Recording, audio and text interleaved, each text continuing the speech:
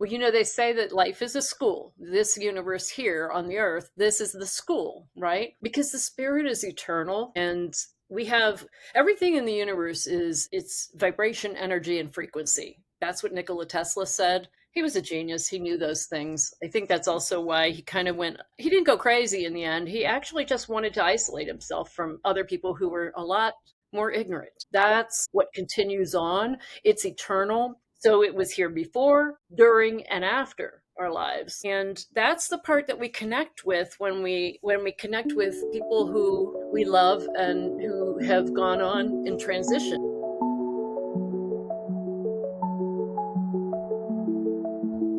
You ever just vibe so hard, the stars start talking back?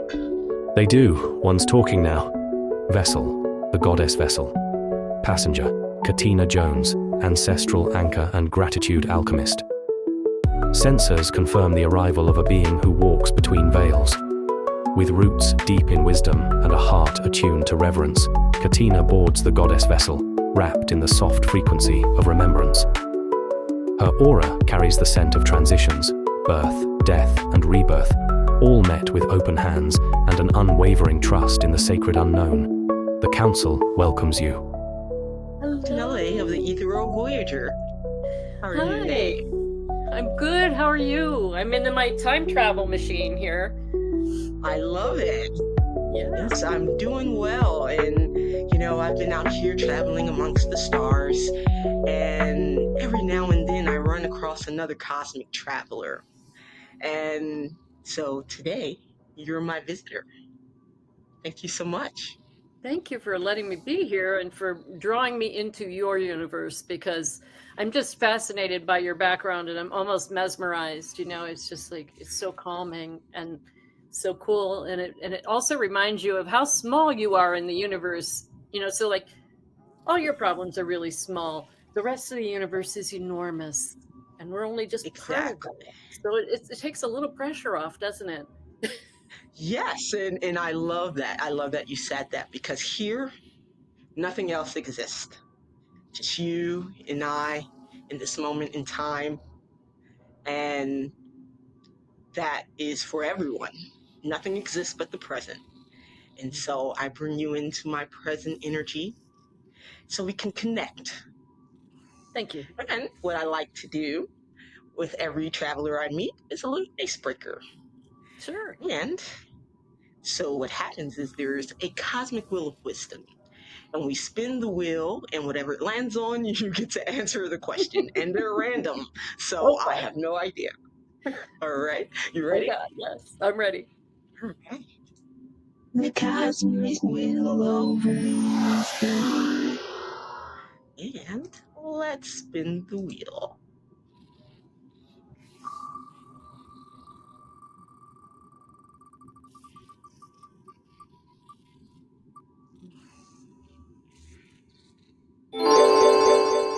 If your future self sent you a message, what do you think it would say? I know what it would say. It would say, live a little bit more each day than you die. So that's the message. Yeah. I love Because that. I think we tend to be focused on the negative things a lot. And I feel like if we look back at the end of our lives backwards, it's not those things that we dwell on. Like when I'm with, especially when I'm with patients as a doula or as a hospice volunteer, even, no one ever says, gee, I wish I had spent more time at the office and I wish I had worked on this project longer or I had done this. No, it's always those little things. And they say, I wish I had just lived a little bit more each day. I wish I had just been more present in each moment and really enjoyed it. And like Warren Zevon said, enjoy every sandwich, Oh, yes. And I'm a foodie, so I definitely take that to heart. Oh, yes. Yeah. And I'm from Jersey, and sandwiches is like our main staple. So Yes. I definitely love that. So, speaking of being a doula, why do you think transitioning is not the end, but a doorway? Because the spirit is eternal And we have everything in the universe it's vibration, energy, and frequency. That's what Nikola Tesla said. He was a genius. He knew those things. I think that's also why he kind of went he didn't go crazy in the end. He actually just wanted to isolate himself from other people who were a lot more ignorant. Like they couldn't go there with him. So he just got frustrated and said, forget it. I'm not even going to do it anymore. I'm just going to hang out with the pigeons, you know? But what he said about energy, frequency, and vibration is really what spirit is. That's what continues on. It's eternal. So it was here before, during, and after our lives. And that's the part that we connect with when we connect with people who we love and who have gone on and transitioned. So, when we feel that connection, it's always spiritual. It's always in our spirit. It's not like they're standing right next to us, but we feel their energy, you know. And so I think that is the thing that a lot of people don't understand, and that they see it as so final, and they see it, as because they can't see the person with the skin on anymore. So they're used to the skin and the bones, but they can't learn how to see differently and see the energy and feel that, because that requires a different sense. But when you do meditation, when you are present, when you can calm yourself and raise your frequency level to that radio station and tune in, they come right through, and you can be singing together. I mean,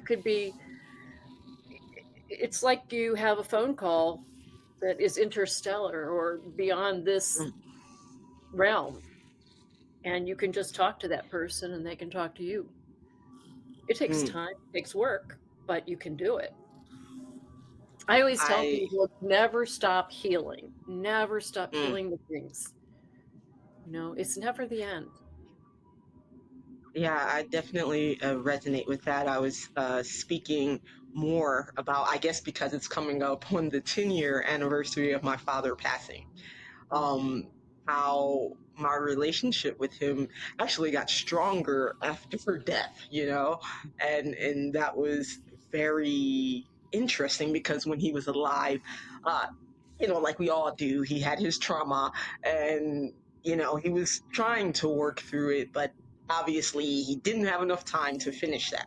So Right. after he passed, it was like a way of healing, not only for him but for me and my siblings, because it was actually a really quick, sudden transition for him. We didn't get to say bye in that moment, and then also we kind of weren't talking to him because of all the stuff he was doing. And Right. so Yeah.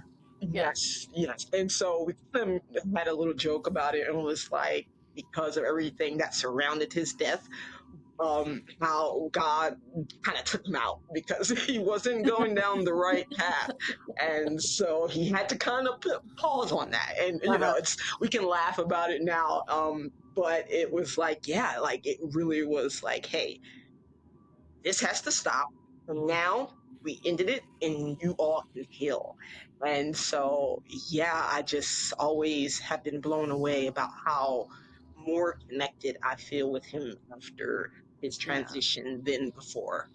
Well, they say that life is a school. This universe here on the earth, this is the school, right? So he got called to the principal's office, is what you're saying. Right? Yes, yes, exactly right. Yes, he did. But how did you feel like when you tried to connect?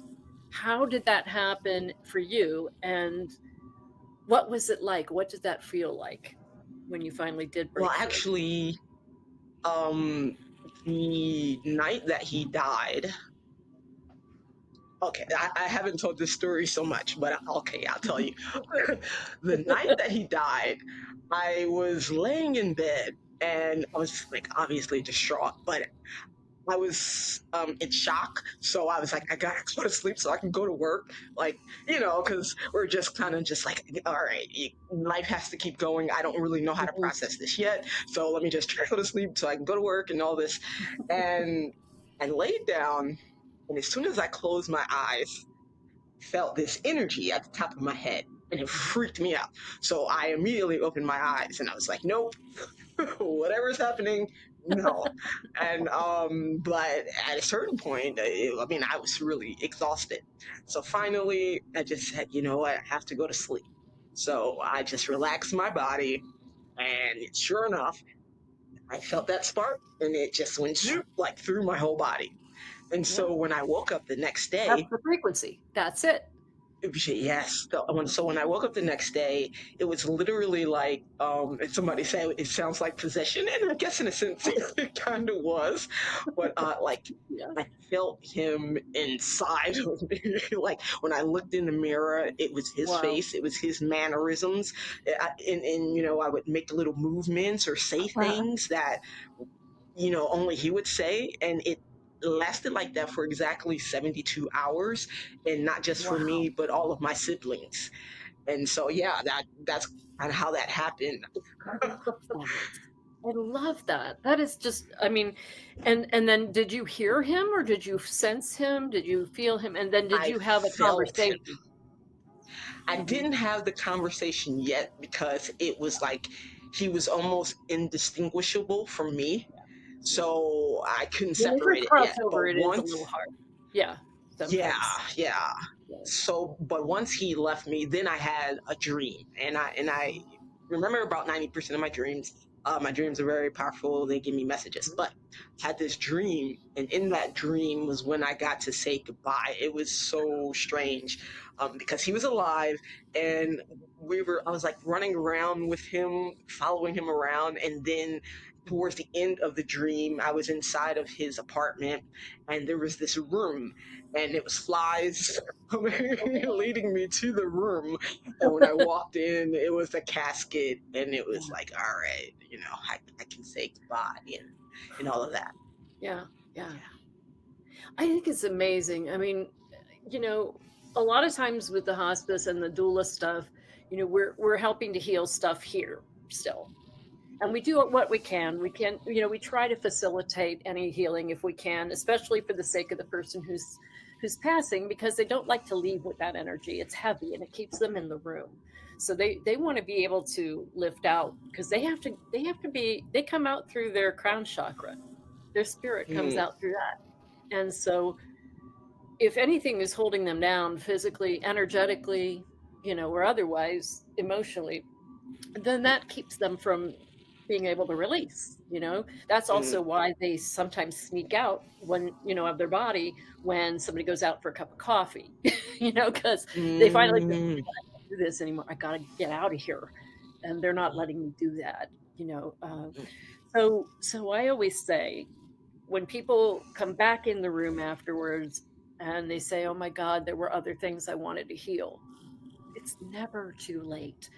You can do that with, I call them spirit sessions basically, but it's like spiritual therapy. You get them on the sofa, mm, on the couch, the metaphorical couch, and you meditate and you get to a level where that frequency is matching theirs.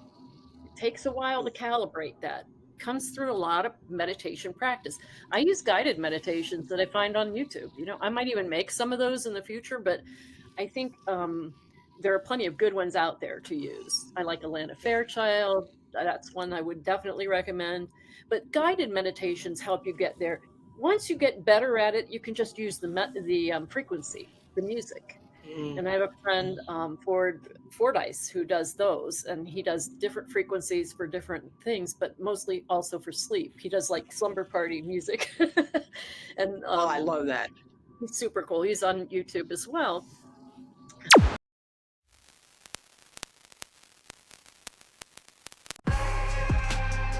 Time travelers, dreamwalkers, shadow workers. Have you been ignoring the whispers of your ancestors? The Intergalactic Soul Passage in Wisdom Bureau, now offering ancestral connection workshops, cosmic transition ceremonies, and spiritual boundary training. First-time visitors receive a complimentary comic review consultation, because if you don't honor your ancestors, they will absolutely visit your dreams uninvited. Accept the transitions, trust the wisdom, and don't forget to thank your ancestors. So, So what I was saying is that my father and I had this really complicated relationship when he was on the earth plane. We just didn't understand each other. He was very angry inside, and I never Mm-mm. understood why. I always assumed it was me, of course, because in our society, this is what young girls do. We assume that we're Right. the problem, and that's it. And I noticed that he seemed to have issues, particularly with women, and it just like he wanted to be the boss with my mom, and he was always that way. But then when my mom got sick with cancer, he showed us a softness and a vulnerability that I had never seen before, Mm, and it was a little unnerving to me because it put me in the position of being um, compassionate, mm, and being his support person when I was like 22, 24 years old. So, like I didn't know what I was doing at that point in my life. I just knew instinctively that I needed to be there for him and I needed to understand him a little bit better. But we never had the talks about things. We still, he was stoic, he was Greek. We didn't do that. You don't talk about it. You cry for a second, then you go back and do what you got to do.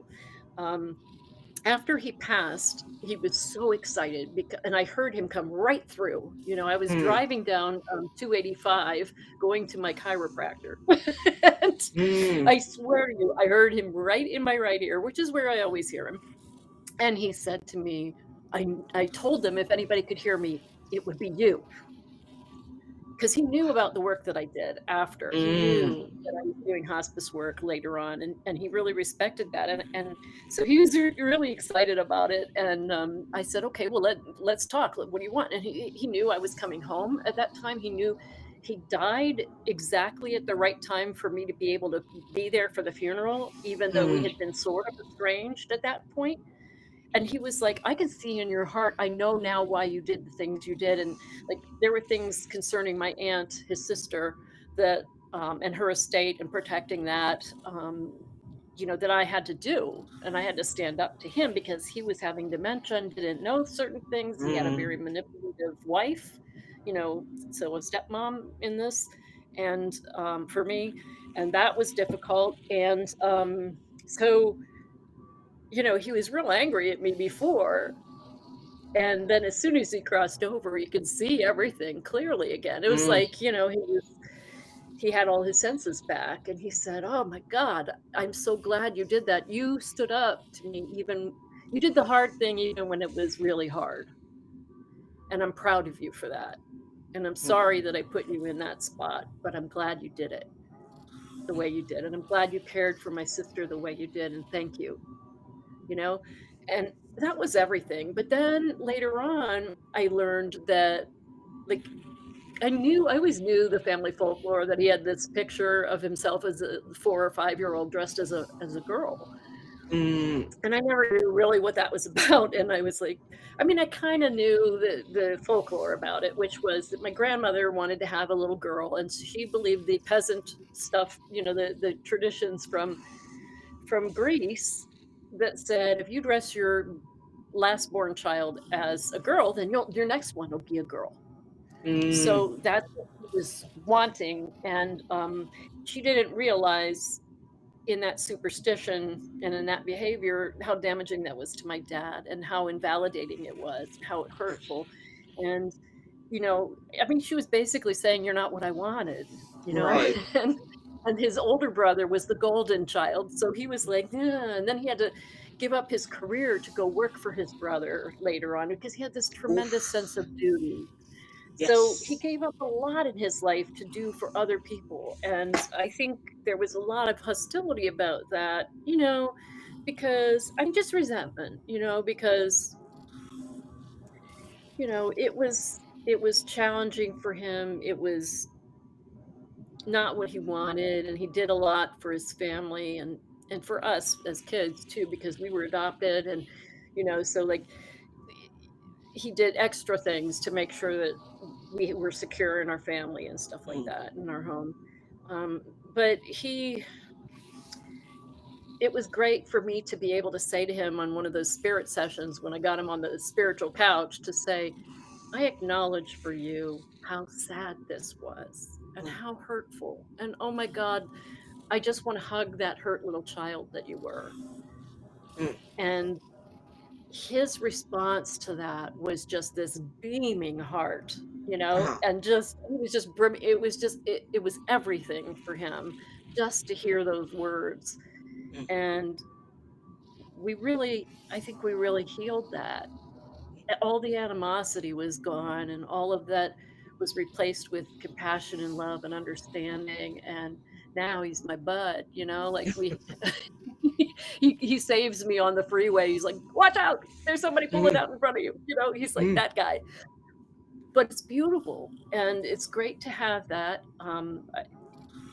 The family went through a lot of things after he died, and his sister, I went and lived with her for a couple months. She had Alzheimer's, and Mm. then when we transitioned her to the nursing home, she got COVID and died in 3 days from that. Mm. But she was a beautiful spirit, and she too was one who, when she crossed over, the first thing she said to me was, "You guys did all that for me?" She couldn't believe all the things. Like, we kept her in her house until the very end, you know? Um, it was really pretty amazing, and she was blown away by that. And she was laughing about the times that I would take her out, and we would do things like go get ice cream, or, um, just, I don't know, drive around and go shopping together and laugh about things. And I had this little air freshener that said, "Live the life you love." And she would always, even though she wasn't all there, she would pull that up and look at it and read it out loud and look at me and smile. Oh. She wanted me to do that. Live the life you love. That's right. Mm. That's right. I definitely can resonate with a lot of those things. Mhm. My father too. He he was one of two children. Um, and his brother, actually, when I was far too young to remember, probably I was maybe 1 or 2 years old, he passed away from AIDS. And Oh, so what happened with that was, because at the time of my father's, I guess I should say my uncle, but I didn't really know him, so I'm like my father's brother. But at the time, as my uncle was growing up, was not a time where it was okay or he was accepted to be gay, right? So my mhm. grandmother, in that, trying to comfort him, protect him, give him a safe space, neglected my father. And Oh. so what that turned into was my father having issues with women. And Mhm. Karma said, okay, well, we're going to give you literally all daughters. So yeah, he had 6 daughters, and What? Oh my yes, god. exactly. And then They in really that, wanted all him to the learn. Yeah. grandchildren, there's about 9 grandchildren, only 2 of them are boys. So he had a large family of women, and so he was Mhm. surrounded by women, but he had these issues with women. And in turn, that played out in his relationships with us. Um, but in the end, like, I felt like he realized that we loved him no matter what, because we actually threw him like 2 funerals, one in Atlanta and one back home in New Jersey. And Mm. and through that, after that, I just felt like, so like he felt so loved. Um, because, like I said, we weren't speaking to him when it happened, but as soon as it happened, we jumped straight into action and took care of everything. And we're like, we got you, we love you. And Mhm. in that, I realized, as actually I moved to Atlanta because of him. And because I moved, my sisters moved and my mother moved. And so we all got to spend the last year of his life with him, because within that year, that's when he passed. Yeah. And in that, I realized, seeing him for the first time as an adult, like, Mhm. wow, you really are just hurt child. Um, Mhm. you have all this trauma that you're trying to work through.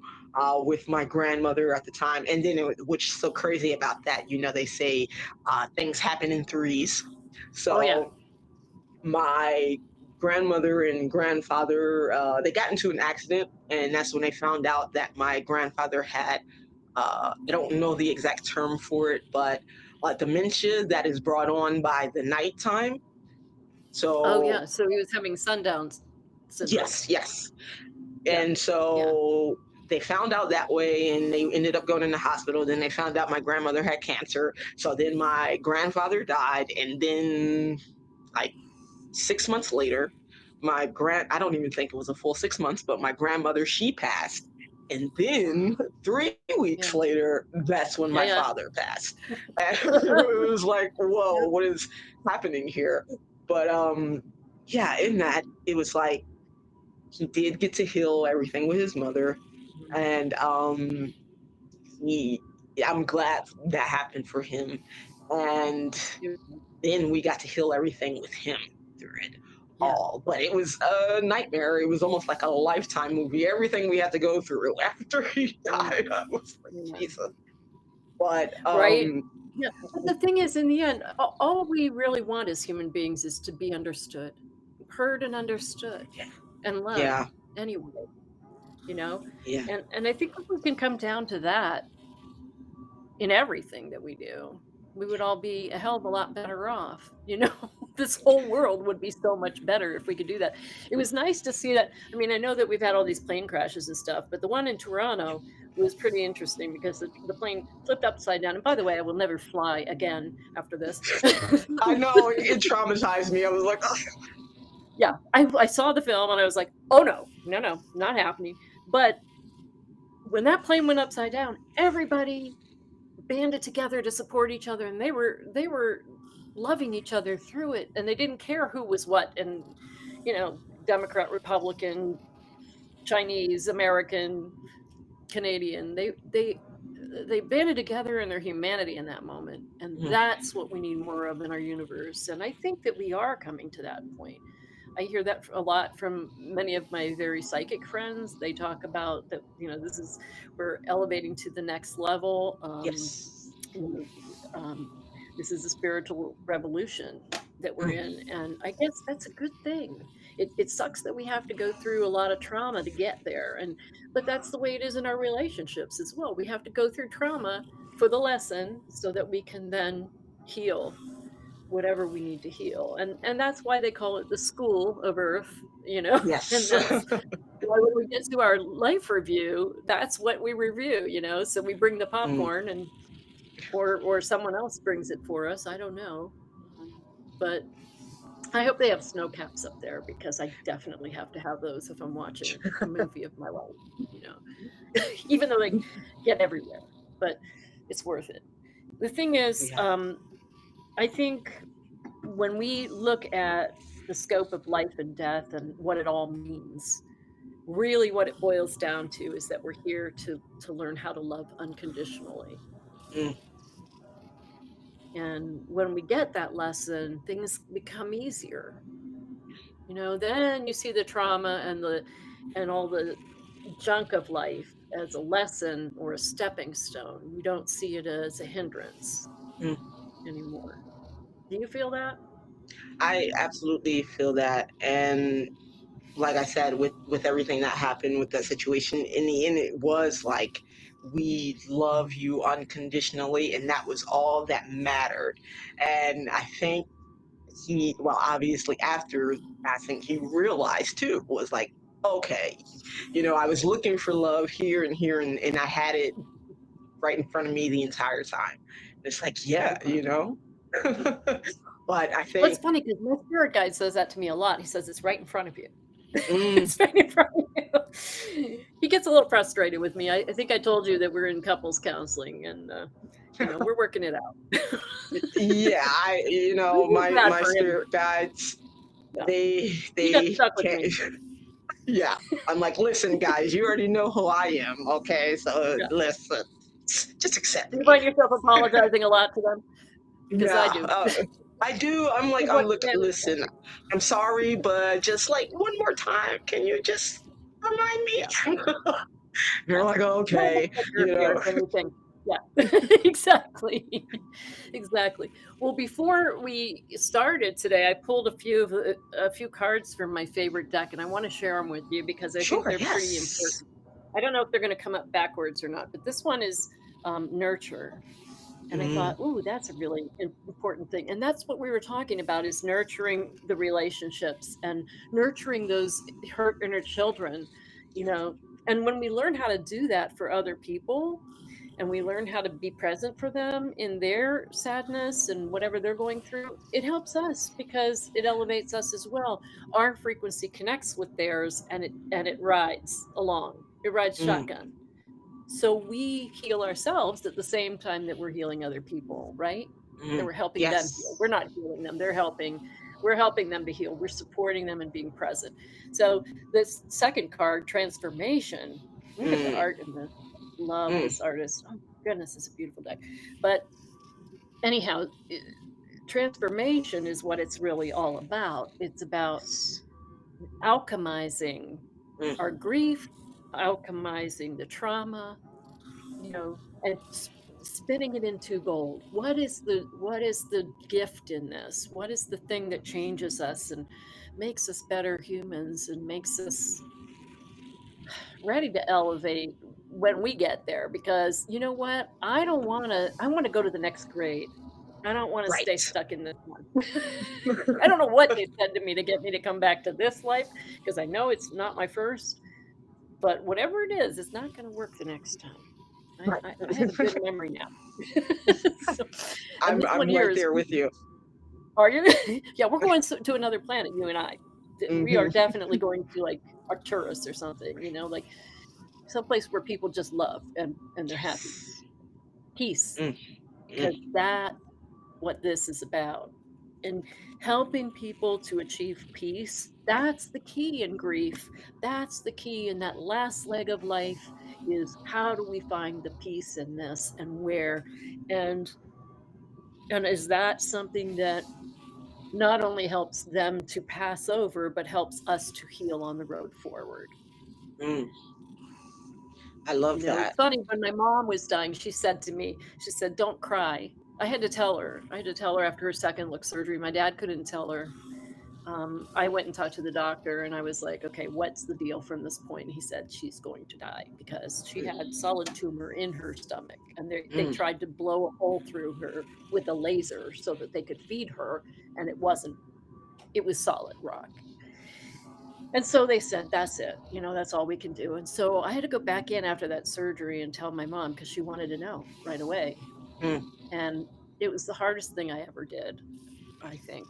I think after that, I said, I can do anything after this Right. because I had to look Right. my mother in the eye and tell her, you're going to die and you can't eat anymore. It's just nothing's going to stay in there.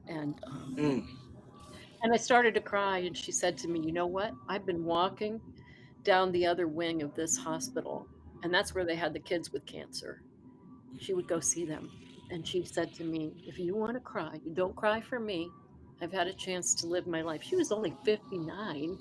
ooh, I'm older than that now by 1 year. But she said to me in that moment, go down there and walk down that hall. You cry for them mm, because they haven't even had a chance at life yet. And, the reality is that children tend to survive cancer more than adults do. mm, Um, but that's not a guarantee either. Anyway, so she told me even in that moment, and that was pretty powerful. She said, I just want you to be happy. I just want you to live a good life and do all the things you want to do. Don't let anything stop. mm. And that's what I think, that's the gift that our ancestors give us. And I think we talked about ancestors last time that we talked. Yes. Um, and how they're like the panel, they're like your committee, like they, Yes.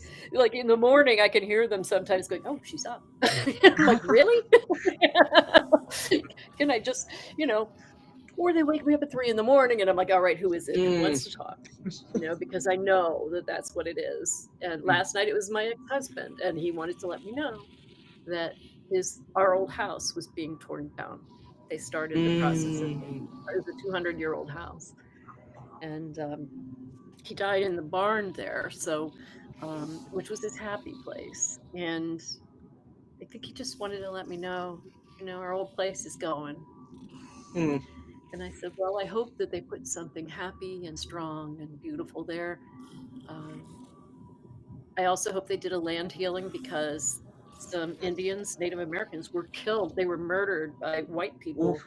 chasing them down the hill. They got them drunk one night, chased them down a hill, chased a pregnant woman, the squaw, down through to Yellow Creek, murdered her in the creek, and she had gone right diagonally through what was our property, right? So every family that lived there had some kind of trauma or divorce or something, and I really hope they do a land healing because you Yeah. want to do that first before you build something new. It's better. We have a lot of that kind of karma in our country, things that Yes. we've done for other people, and we are now paying for that. Hmm. And I think in a way it's deserved. So I'm willing to take the lump.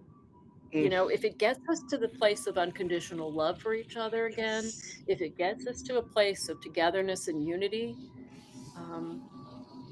okay, Yeah. bring it, bring it. And Yeah, you know what? I think that, you and I are on the same page with this because yeah, many people right now are like, oh my God, the world's on fire. What are we yeah, doing? And right. I'm like, yes, but the thing about fire is it's destructive, but it's also cleansing and purifying, and it's Purified. making way for something new. And so we have to go through all of Yeah, this in order to come yes, out we on do. the other side. And so while it may seem really hectic, chaotic, Mm. it's all intentional. It's all for a purpose because I mean, I've been seeing this for the past, I want to say like 2 to 3 years Mhm. of like, I'm like, can you guys actually see what's happening on the other side? Like all the wonderful, awesome things like going Yeah. on, and they're like, "But we can't see through the fire." They're like, why do we have to make it so hard on ourselves? Like why? Because if we could see that, then why wouldn't we want to do that? Like why do we want this?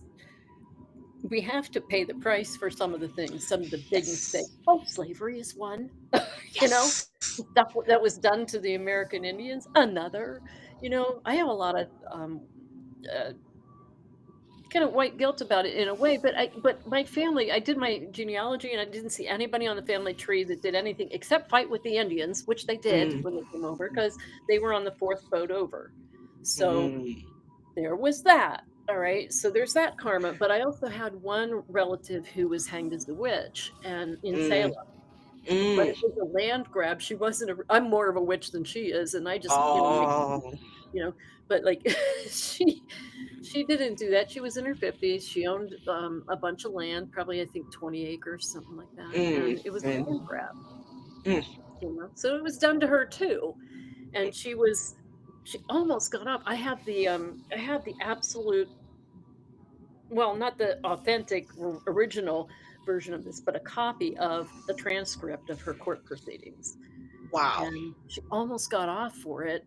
And they almost said, well, this is a case of mistaken identity because there was another woman by the same name who was a little bit cuckoo and she was on the other side of town. Mm, And they thought, well, maybe it was her, mm, and then these two teenagers came in and said, no, she's the one. And so they killed her.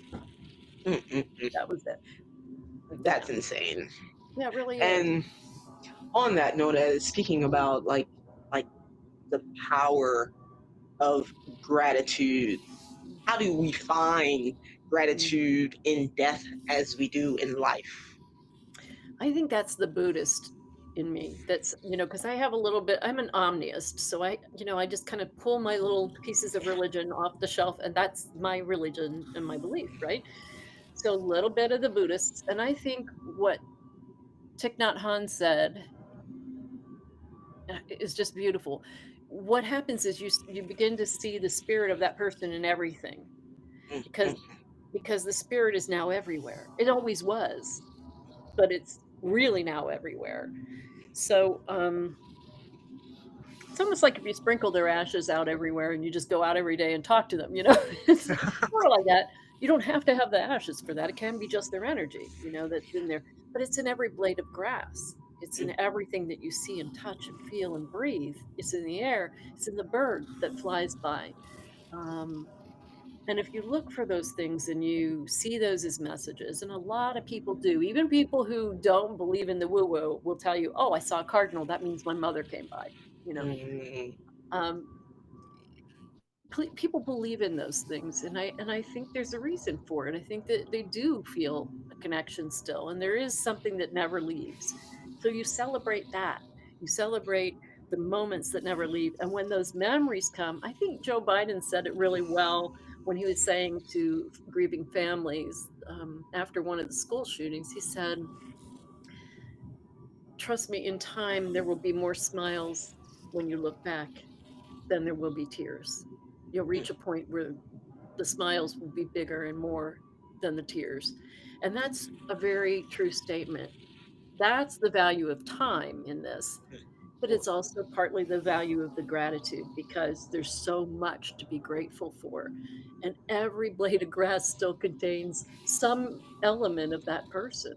You're surrounded Yes. by them because we're all connected. Yes. Everything is connected. It's impossible to ever be apart from somebody, really. Yes. And that's what I try to tell people. And they say, yes, but I want that person right next to me. Like, well, you know what? We're not going to be forever either. These are loners. This body's a loner. And then there comes a day when you step out of the car and just walk away, and your spirit goes on. And that spirit connects with all the other ones. And, and I've seen that in the hospice too, especially where people do see their relatives coming for them. Mm. I mean, it's really common, it's just, and there are scientists who say, oh, that's just the, the chemicals in their brain trying to make them feel better about the fact that they're dying. Like, Sure. you know what? Take the joy out of everything. I know, right? Come on, maybe it's that they really are coming for you, and it's okay, and their energy is coming to take your energy there, and that's okay. That's a good thing. But to know that they're there, to know that they're always there, and that you can reach out to them when you need help. When you're struggling with things, you can ask. I mean, they're not allowed to interfere with things in our lives, except for my dad, apparently, when I'm driving. But like everybody else is allowed to do. No, he does that just to make me safe. And there are angels and other things that protect us and do say things to us. They are allowed to do that. But for the most part, they're not, because we have this thing called free will, which is what has gotten us into centuries of trouble with each other. And if we ask them, though, they're allowed to be invited in. And then they say, like my mother, I invited her in one time and I asked her something, and the first thing she said was, I'm so glad you finally asked. Because then she could tell me. It's like she had been holding it in, all this time. Going, watching me make mistakes. Oh, here we go again. Yeah. Yeah, I feel like that's how my ancestors felt when I finally was like, oh, like, I know you guys are here now. And before it was just like I felt the energy of protection, but I didn't know what it is, like God, whatever. But then when I really started recognizing, like, oh, like, no, I have like my whole team of ancestors with me. Sure. And it was like finally, yeah. Yeah. Like, I feel 3 of them around you almost all the time. When I'm looking at you, I can see one on the left, one in the middle, and one on the right. And, I think one of them is your uncle. And, yep, that's the one on your right. And your grandmother's in the middle. And your dad's on the left. So, I think they're just kind of, I love the energy of ancestors because they're so sweet and they're very pure. They're very raw and honest too. Like if you ask them, if you connect with them, they'll tell you exactly. It comes out kind of unfiltered at times, Mm, it's beautiful. I love it, Beautiful. and I and get it I made get me. some in Greek, and I get some that, Mm. yeah, they talk to me in Greek and they'll say, "Malaka, don't do that." Malaka means dumbass. Oh, Don't do that. You know? I love that. I hear And it often. so when we think of our place in the world, Mhm. how do you think that brings peace and purpose? Mm. We have a couple of different purposes. We have our earthly purpose, which is basically to pay the bills, keep the lights on, keep our families fed, all of that kind of stuff. So we have a job we do, right? If you're lucky, you figure out what your purpose is. And the way you find out what your purpose is you first of all, you go through a lot of meditation, you raise your energy level, you do the frequency work. There's no way around that. You got to do the work, right? But that's how you let in the guidance, and that's where it comes from. So then they say, okay, thanks for asking, here's what your purpose is, and they keep showing you over and over again until you get it. um, with me, they kept showing me a lot of death, and they showed Mm, me some grief, and they kept bringing people to me and saying, you need to sit with this person, you need to sit with that person. Why me? Because I'm a writer. I mean, like, I thought I was going to be an actress. I thought I was going to be something else. Like, what is this? Um, and they told me, no, you're going to get ordained. You're going to be helping people die. You're going to be helping them cross over, literally holding their hand as they cross. You're going to be with the families afterwards. You are basically working as an associate of Osriel, you mm, know? mm, I don't know if I told you that I saw him in one of my experiences with a person, but I did. And he was about 7 feet tall. He's the angel of death. He's the guy that they sometimes call the Grim Reaper, but he doesn't have Skype and all this stuff. He's not, he doesn't have anything like that. He doesn't even have wings. This one that mm. I saw was 7 feet tall, unnaturally thin, very somber, wearing brownish clothes, kind of. I couldn't even really make him out, and I couldn't see his face. Um, because I wasn't supposed to. I was a guest in that room, and he made it Mm. very clear I could be kicked out. You don't misbehave today. And the day that I went there, when this woman was passing, I went into the chapel, and my spirit guide put his hand on my shoulder, and he said, "This is graduation day." And I Mm. thought he meant somebody's dying, because Elizabeth Kubler-Ross would say graduation day was dying, right? So I thought, oh, well, somebody's dying. Okay, I'm here.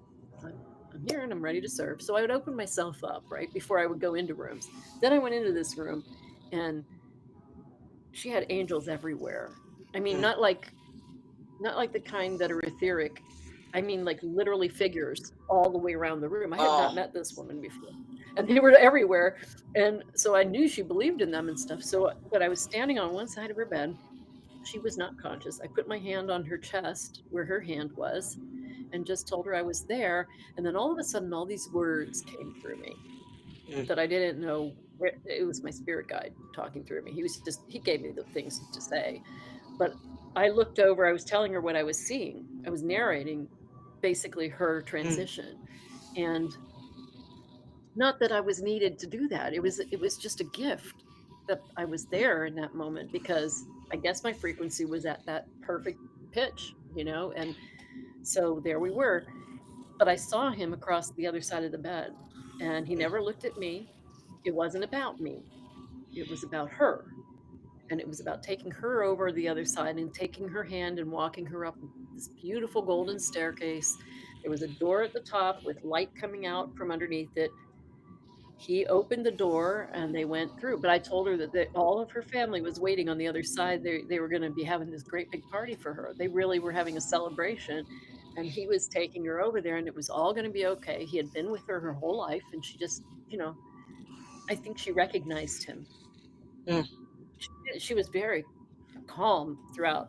And as soon as I told her to go through the door with him. and that I would stay and take care of her family and explain everything, she stopped breathing. And Mm. my first thought was, oh, should I just killed somebody? Because I popped back into my humanness, and I was like, oh my God, what do I do? And then I was like, oh, I got to run down to the nurse's station. They have to call time because there's practical stuff that has to be done, right? So I run down there. They called her family back. Before that, they were on their way back from lunch.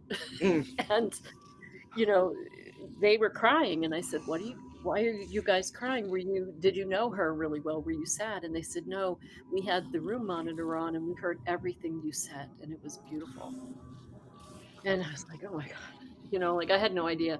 And I felt like I stuck my finger in a socket for like the next Mm. 3 hours. I had so much energy. I didn't know what to do with it. Now I know you ground yourself. There are grounding techniques like simple things like taking off your shoes and socks and just standing in the grass. That's simple Mm. grounding, right? Nature grounding. But you can do a sea salt bath. That's Mm. really good for reclaiming your energy and just calming down. I didn't know that then.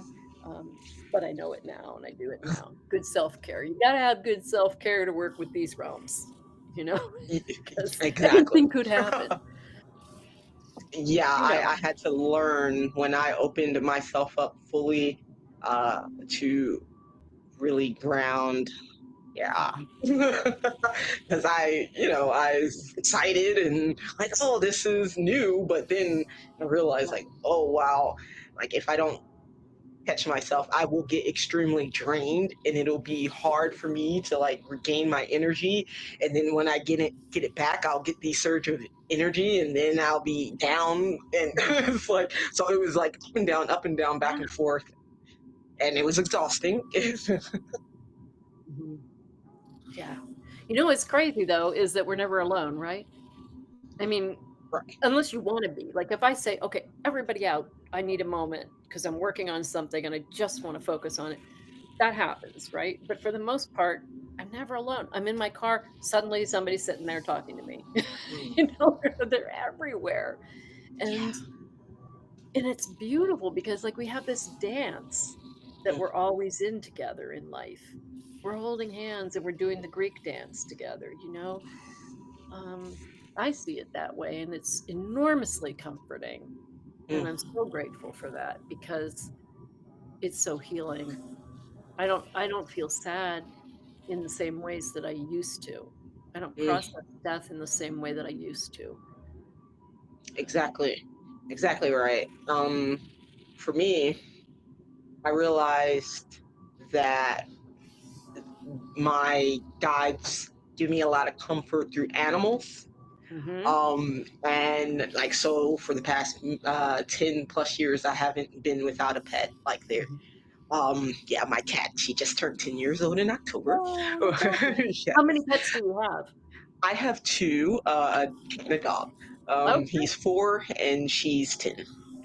I have to But overdo things, so I have two dogs. I used to have 4 dogs and 4 cats. Now I have 2 dogs and 4 cats.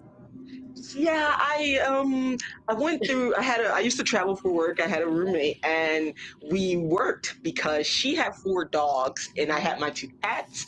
And Yeah. that was the first time I ever been in a situation with a lot of animals. Mhm. And it was like we kept like Yeah. bringing in more animals, and I'm like, why are we bringing more animals? Please stop. It was like, but yeah, we were just but it was great because we were just surrounded by so much love. And They are yeah. models of unconditional love. That's what they're here for. Yes. Yes. Yeah. They And can I read your definitely energy too. feel They like, can they can see it. They can feel it. And so they know when you're sad and they know when to come sit next to you. hmm yeah, I was just getting over COVID last week. And so they would not leave my side. They just gave me so many snuggles. They would just look at me because I rarely ever get sick. And so they were just like, oh my God, like, are you okay? Yeah. Just like, I'm fine. It's But amazing. they wouldn't leave my side at all and just gave me so much love and snuggles. I'm like, oh yeah, I feel good. That's amazing. I think there's nothing like that love. Um, that's why we take it so hard when they pass because they have a pure love that there's no BS with them. I mean, they either love you or they don't. And they but they have this enormous capacity for it. Even the ones who have been hurt before and were in shelters, and then you adopt them. I've had a couple of rescues, and then I have some that were not rescues. I got as babies, but I'm telling you, they they can overcome so much, Yes. Yes. and then they still So have that much more to share. It's amazing. They're models of that. yeah, I believe my one cat that did pass, he was like my soulmate in a Hmm. form. He was literally like my. His name was Shadow, but he was Oh, literally like my little shadow, yeah, yes. and it that he saved my life. I'll say Oh, he yeah. was my anchor when I was going through all of my deep dark depressions. I could look at him and say, "Oh, okay, I'm doing this for you. Like, you give me the reason to wake up every day." And, as far as cats go or pets in general, he was special. It was something Mhm. really special about him. And, when I would tell people, they would look at me like I'm crazy. No, Like, I'm not a crazy cat you're lady, not. but I promise you, it's No, something special about him. And but then when they would meet him and they were like, oh, okay, no, yeah, then it's they would something get it. about him. Yes. Yes. The thing that's interesting, though, about this is that you named him Shadow, and you were doing your shadow work at the same time. Mm. See? So he was your guide. And I know that for certain. Mhm. When he passed, Yeah. that's when I realized, like, okay, you said pretty much how for you graduated, or it was Mhm. kind of that situation where it was like, you're okay now, you don't need me. And I was like, but I do need you. but I but that's when I found out, like, oh, He knew. I don't want to die anymore. Yeah. And that was, yeah. Yeah. And he knew it But was safe to go. yeah, but I It was was like, I safe for wasn't him. ready. Yeah. I know. We're never ready. I mean, I lost my little Walter that I had only 6 months Mm, with. And that was really, for some reason, it hit my husband and I both very hard, mm, harder than losing the ones we had longer than that. mm, I think because it was just so unfair. He had been through so much, and then he got oral cancer, and mm. he went down pretty quickly, and it was just awful. He was such a sweet and pure being, and he was pure love. But he came for just that purpose Yeah. of opening us up just a little bit more. Even, you know, they come and serve purposes too. Yes. And they have the same kind of I would say life parameters that we do. And once they reach that point where they've achieved that level, then they move on. And I think they can choose to evolve into other forms of being if they want. I think I should be allowed to go backwards and be a cat so somebody takes care of me the way I I know, need. right? They eat better than Yes. I do sometimes. Like They have why? the best life. I'm like, you guys are so spoiled. Can y'all spoil me, please? Yes. Now, how does ancestral wisdom and spiritual connection guide us in this life? We are the product of so many different loves and different Mm, relationships with people, and there's a lot packed into our DNA. So there may be some, if you believe in the epigenetics theory, there's definitely trauma stored in there from at least a couple of generations. It can last that long. They've certainly found that out to be true with the Holocaust survivors and their mm, grandchildren. They still have some genetic memory of that trauma. But likewise, we also have some of that wisdom stored in us. And there are things that they learned that, or that they knew that they can pass on to us and we can ask them for. So there are times where I say, it's nice to do a little ancestral altar, light up some incense or a candle, and just do some free writing. Ask them questions and wait for the response and see what they mm. say, because they may actually have insight into things my spirit guide, my main spirit guide is more he's a relative on the family tree. So I can reach back to him and say, okay, Marcellus, look, we need to have a talk, because I'm struggling with this. And he'll say something clever like, it's right in front of you. Um, I'm like, what? What is right in front of me? You will see. Oh, okay, all right. You find this entertaining. You know, you can't give me the answers, because if I expected it, then I'd be like, first of all, I'd be bored, Right. because, it'd be like, oh, there's that. And I wouldn't have the lesson to learn from it, right? So Mm, you don't want to miss out on that part of life. That's part of the joy of life, is growing and yeah. learning, right? So I think just opening up and talking to them and capturing some of that. I was lucky enough to do some genealogical stuff. So I was able to find written pieces by some of these people, including him. And, Mm, like, he was a major vegetarian before his time. I mean, this was in the 1900s, turn of the century. He believed in hospice when we didn't have it in America. We only had hospice, I think, going on in London. He had seen it there and he wanted to bring it here. So he found me eventually and said, "You're the spokesperson now. Yay." Um, I said, "Okay." But to be able to find some of those things and have some of those relics on your altar and do like a family ancestral altar. I think the Mexicans do things like that for Day of the Dead. They set a place at the table, on Day hmm. of the Dead. I know in African culture, there's also that. So you have, and in Greek culture, we have certain things that we do, the 40-day memorial, which is celebrating the release of the spirit and the Mm, transformation, that the final, um, because up until that point, you're kind of in the life review stage, you're kind of like in the, right. right? But they give you another, they give you like another funeral, it's just like when you first start feeling better enough, then they come back and say, oh wait, it's a 40-day memorial, and you're like, oh no, we got to go through that. But if you do it on the positive side and you do it as a celebration of that person, it's so much better. And I think Hmm. more are starting to do that. The old way used to Yeah. be people wailing and crying, and then they have to go have ouzo afterwards or whatever, and mataxa, like the shots. Hmm.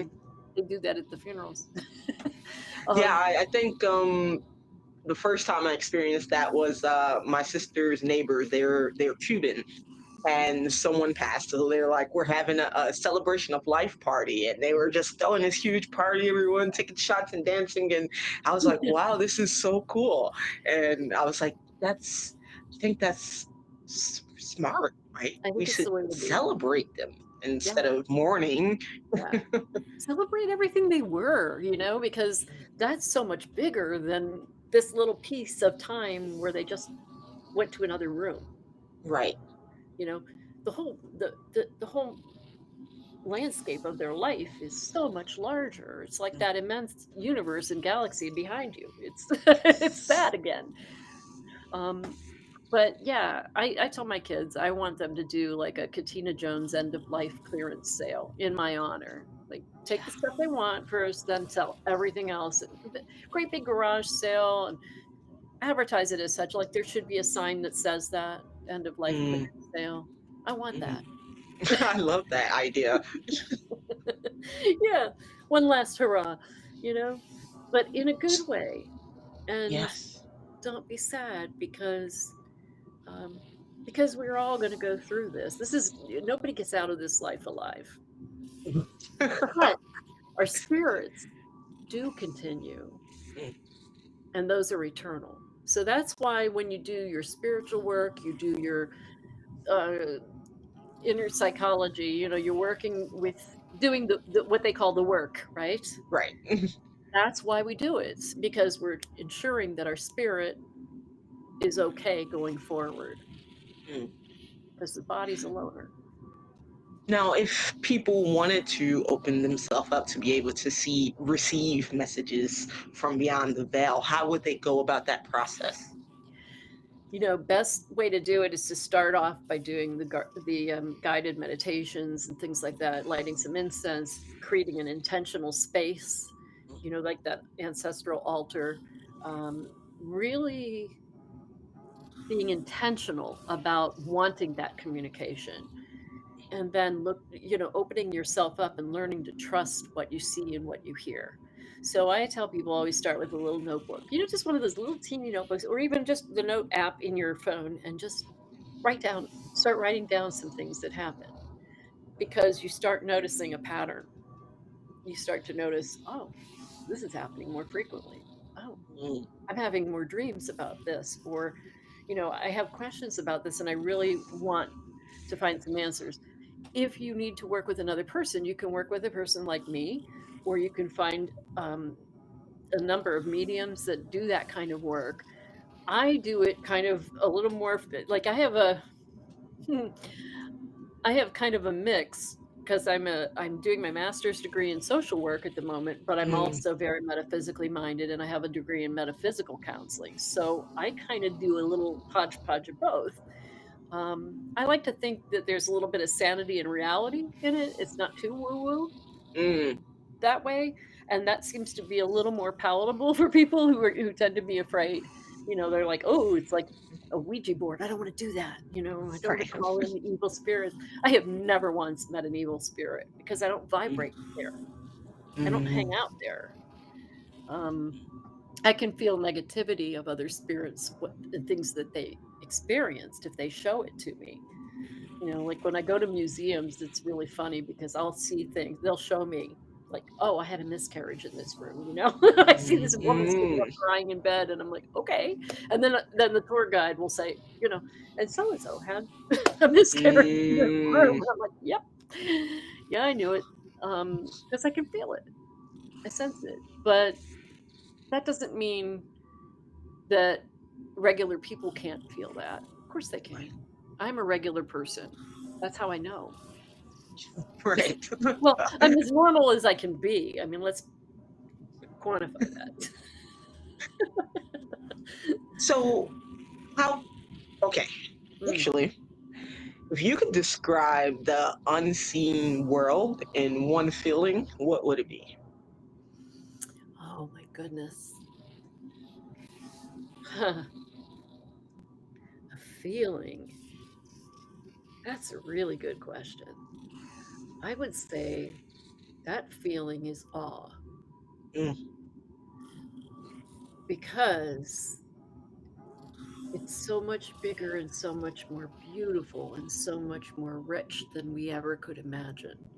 mm, That's why when people have near death experiences and they cross over and they come back, they say, you will not believe what I saw, mm, you know, and what they felt, because it's so magical and beyond our scope, our human scope, because it engages senses we didn't know we had.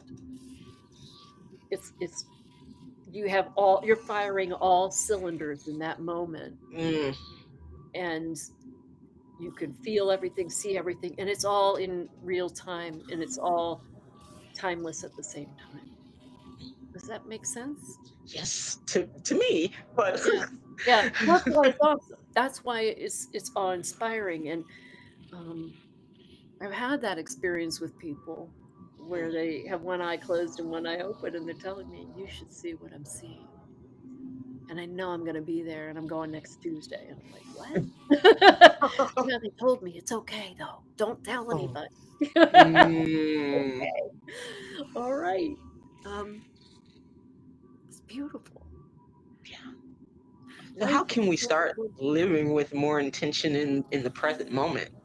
Yeah. Well, you take all that knowledge and you put it back down to earth, and you bring it back down and you say, now I have to get going, and because there's birth and there's death, and in between you have to sweep the garage. That's Right. what one of my writer friends said. Um, and it's so true, because we have to get through this thing called life, and we do it together, and but we learn things, we do things, and yet every time we learn something new from the awesomeness and take a piece of that, it makes this life more magical. It makes this moment better. And even going to the grocery store becomes almost a sacred thing for somebody, because you realize that that moment will one day be a thing that is of beauty to you in your memories. Mm, I think that's amazing and beautiful. And in my own life, I realized just it's the little things, the small moments that I am so grateful for. I used to be like on the move all the time. Mhm. When life, of course, the way that it does, stays down, and stay there for a while. I'm like, what? But in that, I realized it shifted my perspective on life. I realized that I wasn't actually living. I was letting all of these things pass me by. And I was so depressed.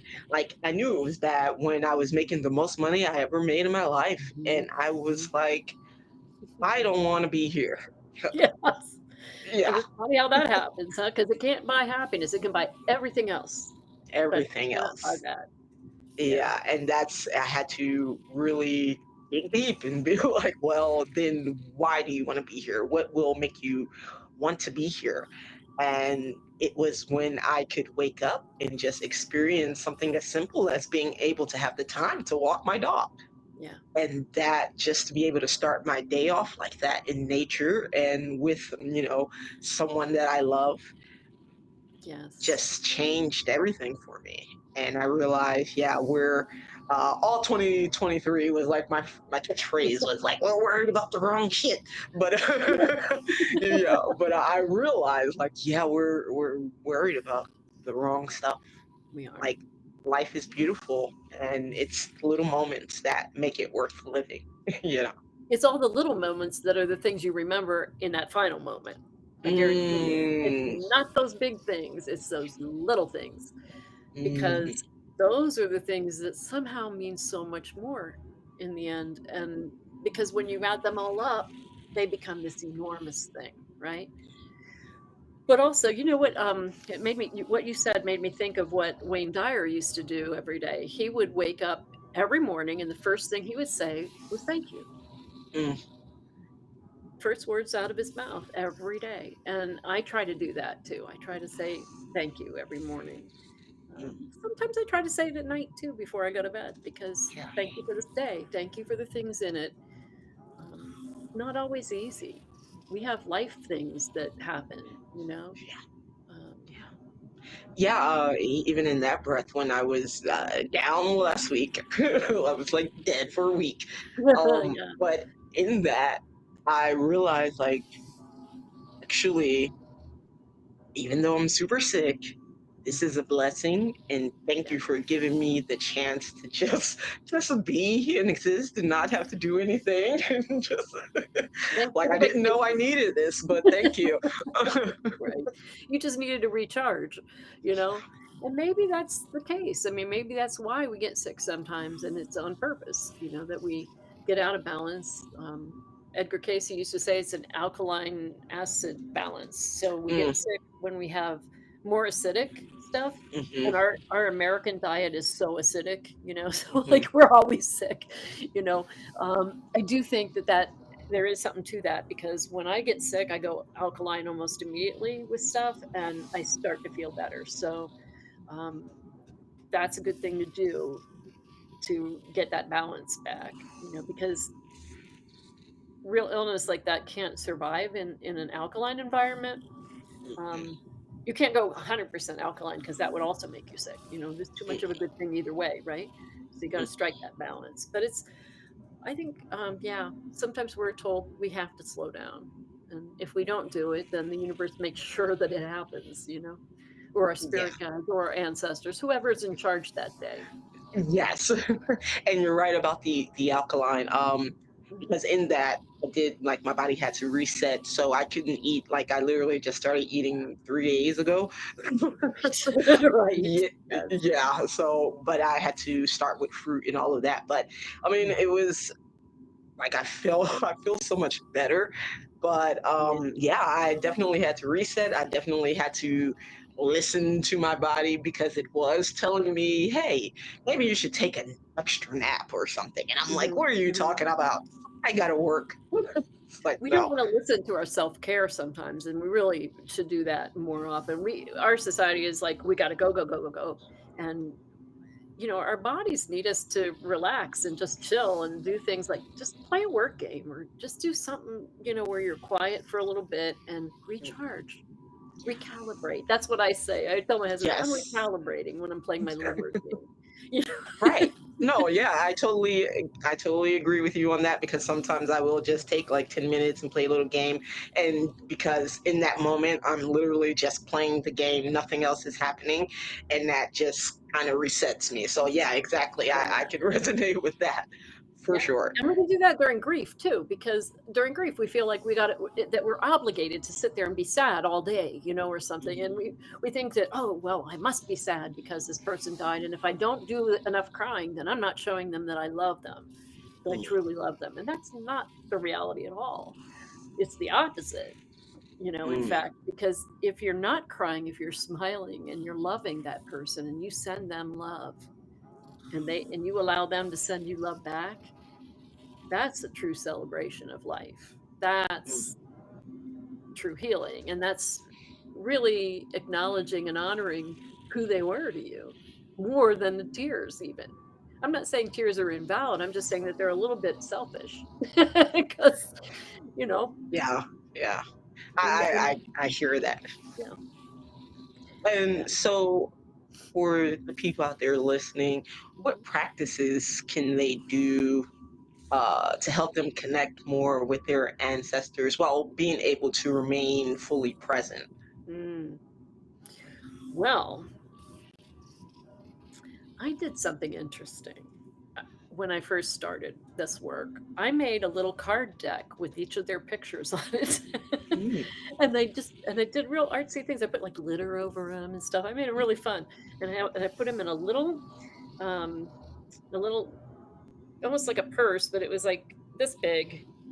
And the deck, it's downstairs. I could show it to you another time maybe, but it's just there's like 8 people in it, right? And I just put their pictures in there, and they're like my spirit guides for different things, or the people I talk to about different elements of my life. They're the ones I look to for advice. And in that little bag that has a little drawstring and a string, I could put it even around my neck if I wanted to. I carried it with me. I carried it in my purse. I took it to work with me. Um, and I would just like pick one and talk to them, each time. So that I think that's how I ended up with a committee because like I mm, started talking to them, and then they like, oh yay, okay, and then more of them came, and then it was like, oh, it's a party, yay, all right, cool, But that's how it happens. You open the door, and then you got to be ready for that too. yes. Know what you don't want to know, because Mm, there are some things that we just have to experience, and they're not even really allowed to tell us some of the things. We can't be like asking them for lottery numbers, and some people kind of want to do that, and they're like, no, that's not the purpose of this. um, but if you talk to them about healing the big stuff, mm, they're with you, they're on board, and they can tell you things, and they can show you things, and they can help protect you. um, I don't know. I love my committee. I love my people. I love my ancestors, and they know it. And that, I think, there's just a mutual respect there, and that frequency is always mm, open. mm, Um, you know, I mean, if I'm sick or something, sometimes I'll just kind of shut that down because yeah. I'm not on that wavelength and I just kind of need to heal. That's fine. That's normal. But when you're not, you can do it pretty much a little bit every day and just make it a normal thing instead of, like it doesn't have to be church. It doesn't have to be like this magnificent thing with an orchestra, every time you do that, like they don't need all that. They just want to know you love them and that you want to talk to them because they Mm, don't want to lose that connection either. I mean, they move on to eventually they reincarnate and mm, our not to get too deep, but our spirits splinter. There are elements of it that go up. So like when we reincarnate, we're never like just one person. We're elements of a lot of people, and that's mm, kind of like it matches your DNA, right? Your mm, DNA comes from lots of different people, and mm, that's that perfect combination that makes you. Same thing with spirit. It's more I love that. complicated. Nobody was just Joe the Butcher last life, you know? Yeah, I love that. And on that note, what is your final message to the world about life, love, death, and embracing the unknown? Wow. Stay open. Just stay open and don't be afraid. Don't be afraid to love that big that you can open yourself up to have that conversation with somebody that you needed to have that conversation with. You don't need to pay a therapist all this money. I mean, you could if you want, but you could just do it directly. You can dial direct.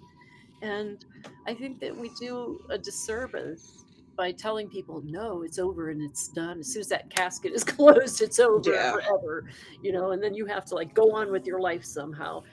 I think it's wrong to do that to people. I think we need to see our connections and our unseen connections and honor them.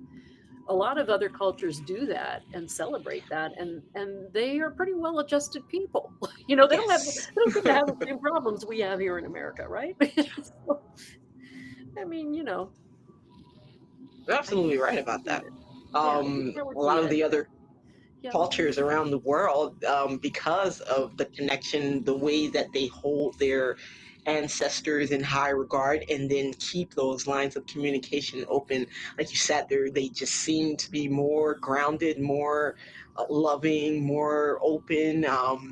And yeah, we're over here like, they're dead, they're gone, and we got to figure it out. And we have all these issues, all this trauma, right? Right. So, And then we pass that trauma on because we're so generous. We pass it on mhm. to our children and our families, you know, and our animals even because they pick up that. They try to take it away from us. Mm, So, you know, they absorb it too. And why would we want to do that when we could live otherwise? mm, love that. And so, where can the listeners connect with you for your guidance and your healing and your deeper understanding? Sure, they can go to www.thepurplepriestess.com. That's my main website, and there's pretty much everything you need there.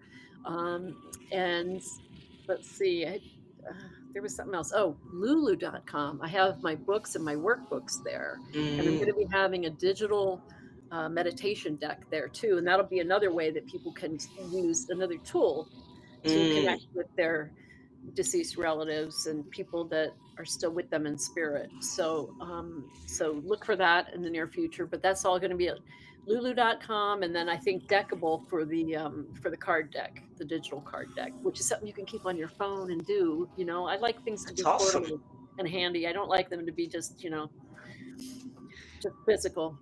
They need to In be this day beyond and that realm. age, yeah, I think that's awesome. Yeah. So, where does the universe guide you next? I think next to be even more of an advocate for the good death, you know, to help people to die good deaths and to have, you know what that means? It's the positive death movement. So, you know, death has this bad rap. It's terrible and everybody hates it and nobody wants to talk about it and nobody wants to do any Mm, of the healing before. This is about saying this is a process we should honor. It's a process of life. It's part of life. We honor it. We clear the things we need to clear and have the good passage, good, safe passage to the other side that we deserve, and that we enable that for other people. We help as facilitators for that. Yeah, mm. that's it. Yeah, Nothing I love small, that. right? Yeah, like, yeah, that's sure, that's it. Yeah, yeah. Yes, that's so beautiful. I should have just said make a And, sandwich. but appreciate the work you're doing. I'm sure there's tons of people on the other side who appreciate the work you're doing. And Yes, they've it, been it waiting for it. yeah, it's so important. I And feel like to ghosts get, just, you know, ghosts get a bad rap. You know, they feel like it's right. really wrong that people think that they're afraid of them and that they make all these horror movies and everything because it's really a positive thing. Most spirits are very Mm, healthy and happy and, you know, loving. mm, mm. Yeah, I Yeah. love that. And we do need people like you to help us bridge that gap right? Because here we're so disconnected from it, but it's just a cycle and it's a part of Mhm. life. To live, you have to die, and to die, you have to live. That's So, right. yes.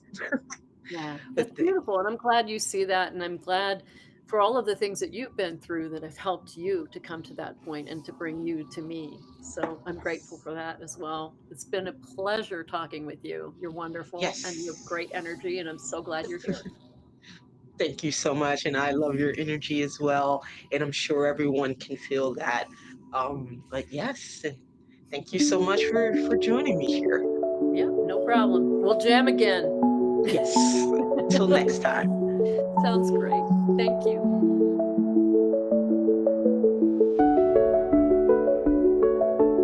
Ooh, I need to lay down and starlight after that one. Where to next, Arden? Initiating cosmic recovery mode. The Garden of Soul Truths.